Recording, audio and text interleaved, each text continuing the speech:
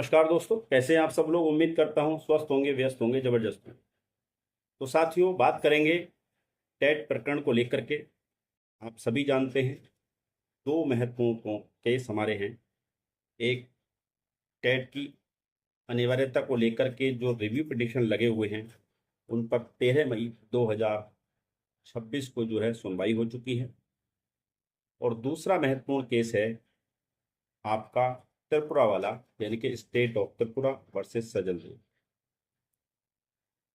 ये दोनों केस महत्वपूर्ण हैं टेट प्रकरण को लेकर के, टेट की अनिवार्यता को लेकर के। और कहीं ना कहीं दोनों केस एक दूसरे से कनेक्टेड हैं। तो इस वीडियो में एक तो इस चीज को जानने का प्रयास करेंगे कि जो 13 मई को सुनवाई हुई है उसका निर्णय कब आ रहा है, और दूसरा ये कि सजल देव एवं अन्य में जो सुनवाई कल लगी हुई है 29 तारीख में, यानी 29 मई को जो सुनवाई है, क्या सुनवाई 29 मई को हो रही है या फिर शिक्षक को तारीख मिलने वाली है।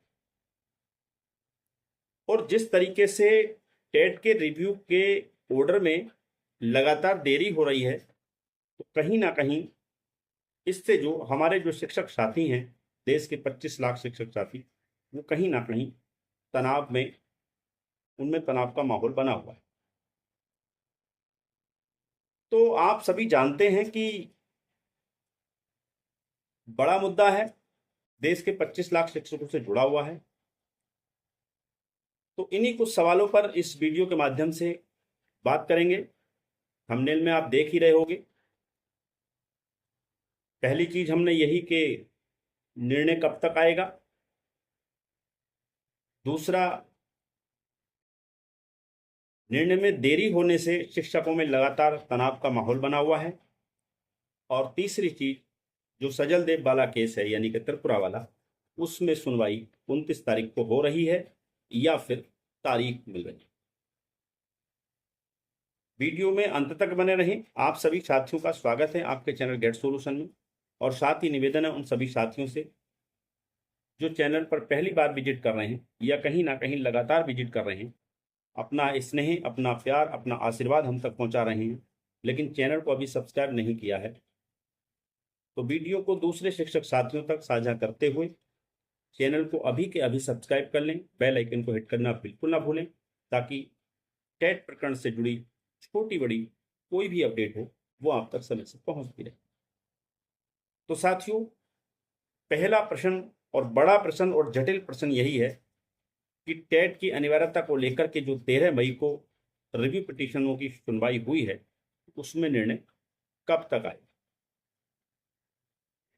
इस प्रश्न का सटीक और स्पष्ट जवाब दे पाना किसी के लिए भी संभव नहीं है। बस एक अनुमान लगाए जा सकते हैं। जैसा कि अभी आपने देखा, लगातार कुछ यूट्यूबर्स के द्वारा, और हमने भी इस बात को अपने पिछली वीडियो में कहा था कि जो निर्णय है रिव्यू पिटीशन का, वो आपका 29 मई तक आने की संभावनाएं बन रही। हमने ये नहीं कहा था कि आ जाएगा, हमने कहा आने की संभावनाएं बन रही हैं। पीछे तर्क भी दिए थे।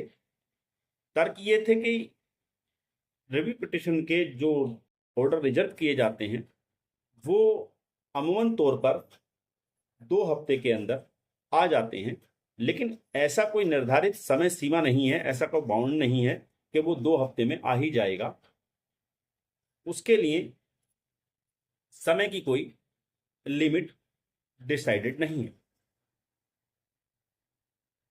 दूसरे, सजल देव एवं अन्य की जो तारीख थी वो 29 मई लगी हुई थी, और लगातार 15 मई, 22 मई, फिर 29 मई तारीख का लगातार आगे खिसकना कहीं ना कहीं इस ओर संकेत कर रहा था कि रिव्यू पिटीशन का ऑर्डर 28 तारीख तक आ जाए। लेकिन अभी रिव्यू पिटीशन का ऑर्डर आया नहीं है। और इसमें एक बड़ा पेच ये निकल के आया है कि जो सजल देव वाला मामला है वो अब 29 तारीख को नहीं सुना जा रहा है उसकी डेट एक बार फिर और आगे बढ़ गई है, और उसकी सुनवाई की तिथि जो कंप्यूटर जनरेटेड आपको देखने को मिलेगी स्टेटस पर, तो वो अब दिख रही है 17 जुलाई। 17 जुलाई डेट दिख रही है। तो अब ये मान के चलें कि अब जो निर्णय आएगा रिव्यू पिटीशन का, वो कम से कम मई में तो नहीं आ रहा, क्योंकि आज 28 हो गई है। अगर निर्णय आना होता तो आज आ जाता और कल त्रिपुरा वाले मामले की सुनवाई हो जाती। लेकिन त्रिपुरा वाले मामले का इतनी लंबी डेट जाना, उसके पीछे कारण ये है कि रिव्यू पिटीशन के ऑर्डर का ना आना। रिव्यू पिटीशन का ऑर्डर आ जाता तो इसमें सुनवाई हो जाती, तो इसलिए इसको आगे ले जाना था इस डेट को। अब इतना लंबा डेट आगे ले जाने का कारण यही है कि 1 जून से माननीय सर्वोच्च न्यायालय में वैकेशन, समर वैकेशन होने वाली हैं, और कोर्ट जो है फिर 40 दिन बाद यानी कि 10 जुलाई को ही खुलेगा, और उसमें जो है जो भी प्रोसीडिंग और जो मतलब सुनवाइयाँ वगैरह जो भी होंगी वो 10 जुलाई के बाद होंगी या 10 जुलाई से होंगी। ये अलग बात है, कुछ जरूरी मामले या बहुत अर्जेंसी वाले जो केसेस होंगे उनकी सुनवाइयों के लिए कुछ पीठें गठित की जाती हैं और वो उनको सुनती हैं, वो एक अलग बात। तो ऑर्डर जो लगातार जो आने में देरी हो रही है उसका कारण यही है कि ये सिंगल रिव्यू पिटीशन तो है नहीं। 68 रिव्यू पिटीशन एक साथ सुने गए हैं, और 68 रिव्यू पिटीशन में जो सवाल उठाए गए हैं, जो आर्गुमेंट किए गए हैं, जो बिंदु उठाए गए हैं, उन्हीं सभी बिंदुओं पर कहीं ना कहीं विचार किया जाएगा, और विचार करने के बाद ही जो है इस रिव्यू पिटीशन का ऑर्डर लिखा जाएगा। सिंगल अगर रिव्यू पिटीशन होता तो हो सकता है कि 28 तारीख तक ये रिव्यू का निर्णय आ जाता, लेकिन चूंकि 68 रिव्यू पिटीशन है और हर रिव्यू पिटीशन में अपने अलग आर्गूमेंट हैं, तो उन सभी आर्गूमेंट को ध्यान में रखते हुए इस ऑर्डर को लिखना हो। अब जजेज के पास जो है, आप सभी जानते हैं, जो दीपांकर दत्ता जी हैं वो अपने आप में काफ़ी व्यस्त कहना चाहिए कि जस्टिस हैं। आप देख रहे हैं लगातार कोर्ट नंबर 8 में उनकी डेटें चलती रहती हैं, केसेस को देखते रहते हैं, तो समय भी चाहिए होता है ऑर्डर लिखने के लिए, ऑर्डर दिखाने के लिए। तो यानी कि ज़्यादा रिव्यू पिटीशन होने की वजह से इसमें आप मान के चले कि देरी हो रही है ऑर्डर आने में। अब इस देरी के कारण शिक्षकों में तनाव का माहौल है। कारण उसके पीछे ये है कि लगभग 1 साल होने वाला है, क्योंकि सितंबर में ऑर्डर आया है और ये मई चल रहा है, तो लगभग आप मान के चलिए भी कि अगर हम मान के चलें तो सितंबर से लेके मार्च तक 6 महीने हो गए, और 6 के बाद 8-9 महीने इस ऑर्डर को आए हुए हो गए हैं। और कहीं ऐसा ना, और जुलाई तक तो ये चला गया। अब रिव्यू पिटीशन का जो ऑर्डर का आने का है मामला, अब वो जुलाई तक तो चला गया, जून में तो आता नहीं, समर वेकेशन में तो आएगा नहीं, तो जुलाई में आएगा, तो जुलाई तक के 2 महीने और जोड़ लें तो ये लगभग 10-11 महीने हो जाते हैं। तो 10-11 महीने तो यूं ही निकल गए, और टाइम जो दिया गया है माननीय सर्वोच्च न्यायालय की तरफ से, वो दिया गया है 31 अगस्त 2027, यानी फिर आगे 1 साल बचता है। तो कहीं ना कहीं जो शिक्षक साथी हैं उनको राहत मिलेगी नहीं मिलेगी इस बारे में अभी स्पष्ट नहीं कहा जा सकता, लेकिन समय लगातार रेत की तरह फिसलता जा रहा है। कहीं ना कहीं ये चिंता का सबक जरूर है।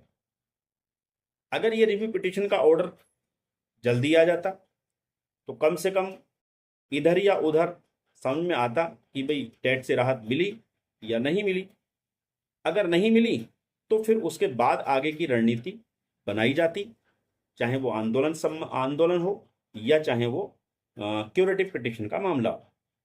तो जब तक ये ऑर्डर नहीं आएगा तब तक क्यूरेटिव पिटीशन में भी आप नहीं जा सकते। तो यानी कि साल भर इसमें निकल गया, फिर आगे क्यूरेटिव पिटीशन लगेगा, उसमें कितना समय निकलेगा। कहने का मतलब ये है कि चिंता जो शिक्षकों की है वो अपनी जगह जायज़ है कि इस तरह की चिंता उनकी होना स्वाभाविक है। लेकिन अगर ऑर्डर में देरी हो रही है तो कहीं ना कहीं ये मान के चलिए कि उन सभी बिंदुओं पर विचार किया जा रहा है जो बिंदु रिव्यू पिटीशन की सुनवाई के दौरान उठाए गए थे, जो तथ्य वहां पर रखे गए थे, जो आर्गुमेंट की गई, उन सभी पर गहनता से विचार किया जा रहा होगा, तभी ऑर्डर आने में देरी हो रही है। अगर ऑर्डर कहना चाहिए कि अगर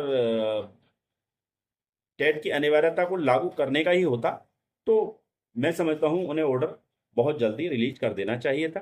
तो हो सकता है कि इसमें देरी अगर लग रही है तो इन सभी बिंदुओं को उसमें कवर किया जा रहा हो, सभी तथ्यों को ध्यानपूर्वक समझा और देखा जा रहा हो। तो देरी होने से